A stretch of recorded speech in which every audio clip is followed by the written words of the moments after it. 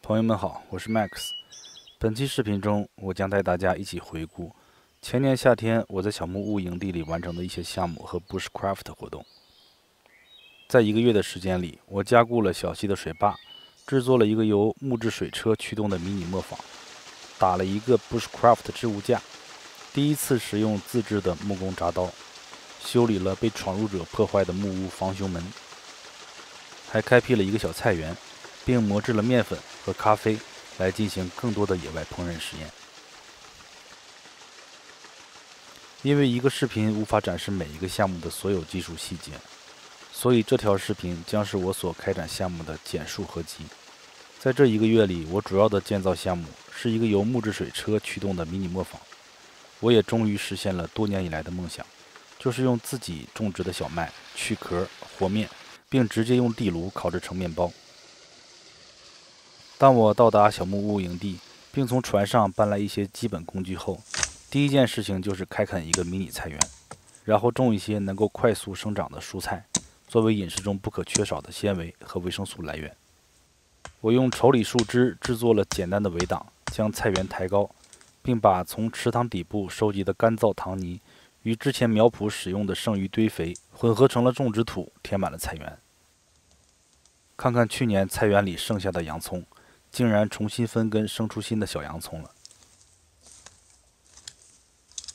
由于今年我没有带渔网，所以我需要临时制作一个收集糖泥的工具。我找来了一个旧的编织袋，一个多余的皮划艇木条肋骨，制作了一个临时的抄网。为了使编织袋更具有透水性，我又在上面抽出了一些横向的编织绳。这个原始的装置让我一举两得，既完成了池塘清淤的工作，又给菜园施了肥。现在是时候播种了。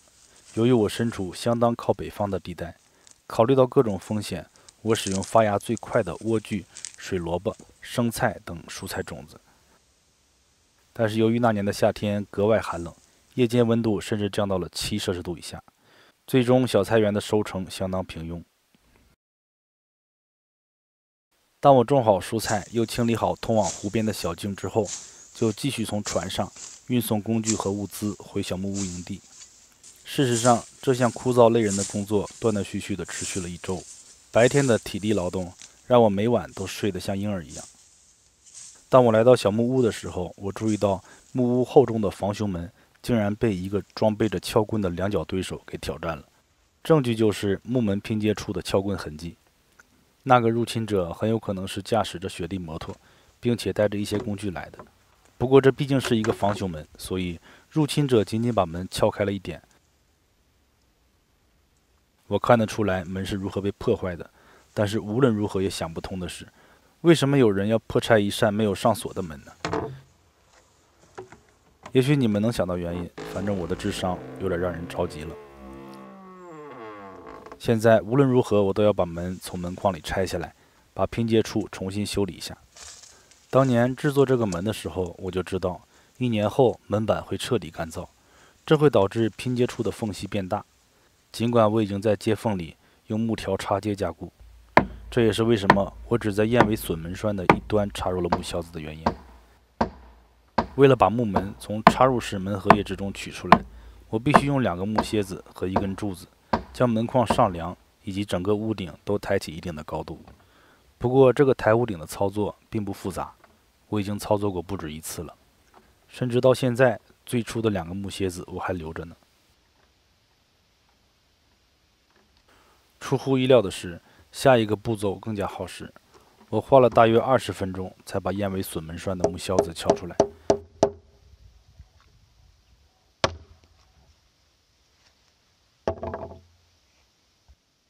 不过门栓本身就比较容易弄出来了。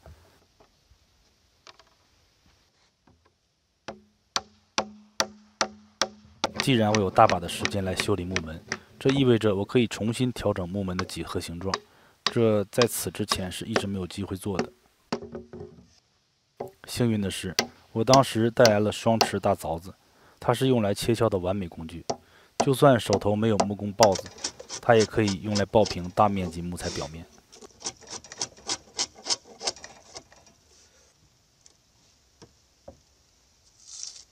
重新调整好燕尾榫门栓之后，我又用手刨重新刨平了木门的表面。再一次感谢 Alex 送我的优质德国工具。接下来，我在木门接缝内部的凹槽里重新插入了小木条，并在门板上2个横向门栓上都钉入了木销子进行加固。最后，我们需要再安装一个门把手。我来之前在家里用一根废弃的铁路道钉制作了门把手的金属部分。这部分的铁匠技术非常基本，虽然成品看起来十分花哨，但是只要有一个能加热铁轨道钉的地方，你就可以很容易地把它扭曲成这样的门把手，而成品却让人感觉十分高端。我猜你会问，这个把手用起来是不是会伤手？实际上，即使木门很厚重，在开门的时候，把手扭曲的边缘也没有造成任何的不适。为了使门把手的设计符合木门朴素的风格，我用松木枝条制作了门把手的其余部分。在安装把手之前，我用手刨把门的表面全部找平了一遍。为了完成木门的整个修复工序，我还打算把木门涂上油漆，这样它的整体外观在木屋的岁月感衬托之下，也不会显得十分突兀了。因为我是右撇子，我把门的把手安装的稍微向逆时针方向旋转了一些，这样更加符合我的使用习惯。现在带有门把手的木门搬运起来就容易多了。要把木门安装回去，你要做的只是把门和叶上下的木轴重新插回去，然后用锤子把木楔子敲掉就行了。门框上梁会连同整个屋顶的重量重新归位，门荷叶上方的木轴也会被牢牢地扣住。当初我发布制作防凶门那期视频的时候，就有朋友说门荷叶的木轴会很快的磨损，然而3年过去了，我却没有发现木轴有任何的磨损痕迹。门把手看起来很符合整体的设计风格。我也考虑过制作一个金属或者木质的门栓，作为一种功能性的装饰，但是始终没有决定采用什么样的设计。如果你有建议，就再好不过了。最后，我用木蜡油涂抹了木门，这主要是为了美观，因为屋顶的超长椽子可以有效防止雨雪对门的侵蚀。希望下次有人造访的时候，别再用撬棍破坏我未上锁的门，让我们礼貌地使用门把手吧。木门上蜡1个星期之后，颜色看起来明显更深了，也更加符合这些老原木的风格了。而现在，我需要准备这个夏天最重要的建造项目——木质水车驱动的迷你磨坊。对于这种大型项目，我更喜欢花大量时间去做充足的准备工作。这需要一些特殊的工具、家具，以及搭建一个户外的工作室。我制作了一个木锤，又重新升级了一下刨工台。在粗略制作好木锤的大体形状后，我决定使用自己锻造的木工铡刀进行精修。这把巨大的铡刀需要一个带销子的底座才能够操作。当时我还没有做出来专用的铡刀底座，为了节省时间，我决定把现有的刨工台改装成底座。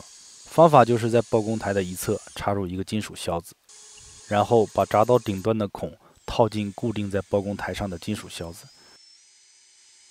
这并不是一个传统的铡刀设计，但我还是决定把它做成这样。传统的木工铡刀前端并不是一个孔，而是从刀背上延伸出来的一个钩子。实际上，木工铡刀的话题非常广泛，而且十分有趣。如果朋友们感兴趣的话，我会制作一期视频单独讲一讲。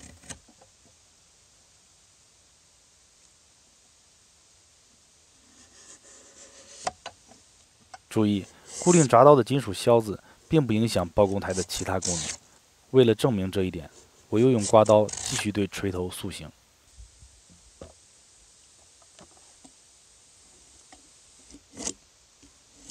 另外，粗刨用来干这个活更快，也更加平滑。至于切割木锤的锤头，也就是它的端立面，铡刀才是最完美的工具。用它来清理和调整被砸烂的锤头，只需要1分钟的时间。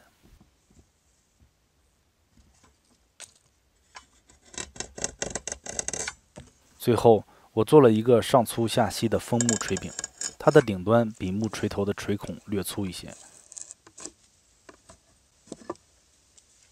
注意，手柄较粗的一端不应该是圆柱形的，而应该是稍扁一些的椭圆形，这样它才能够顺着锤头的木纤维方向撑住锤孔。否则，如果锤柄是圆形，就会产生垂直于锤头木纤维的张力，导致锤头胀裂。最后一步，我在锤头上钻出了一个32毫米直径的孔，安装了木柄。现在我有了这个必要的工具，你很快会看到我在之后的建造项目中实际应用它，比如制作一个多面的木工台，建造水车，制作 Bushcraft 置物架，建造一个原始的车床等等。说到承担了制作水车大部分工作的大功臣，就是这个用倒木改装的，既能当木工台，又能当原始车床的工具。对它我要多说几句。你可能还记得，我之前从这棵倒下的松木上锯下了3块长木板，之后在上面搭上了天幕，变成了一个户外的木工作坊。即便我小心保护，这个临时搭建的工作台仍然因为多年暴露在外面，而发生了轻微的弯曲变形。现在是时候给它重新找平了。干这个活的话，最适合的工具是长刨，但是我手头没有，所以我仅使用了值得信赖的粗刨，尽可能的将木工台的台面打磨平整。你也注意到了，这个工作台的台面和侧面有一些圆孔。事实上，这些圆孔极大地拓展了工作台的功能。其中一些孔洞可以作为固定工件的台前插孔，另一些则在原始车床上发挥了作用。我用升级后的工作台为水车项目制作了大部分的部件。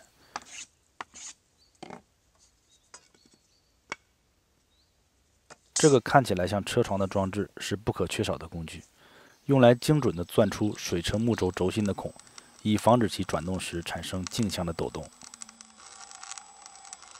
通过在原始车床上手动旋转巨大的8角木轴，我钻出了2个同轴心的轴向孔。这个水车建造项目证明了充分的准备工作是十分必要的。后来，我在小溪上可以很容易地正确安装水车，也没有出现径向的抖动。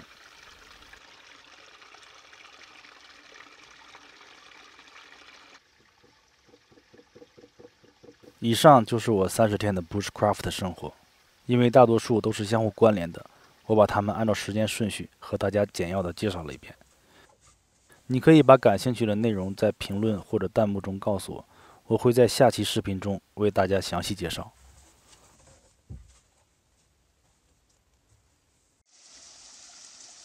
我是来自圣彼得堡的 Max Yeglov。如果你喜欢我的作品，请别忘记分享给你的朋友们。好视频给好人看，我们下期视频见。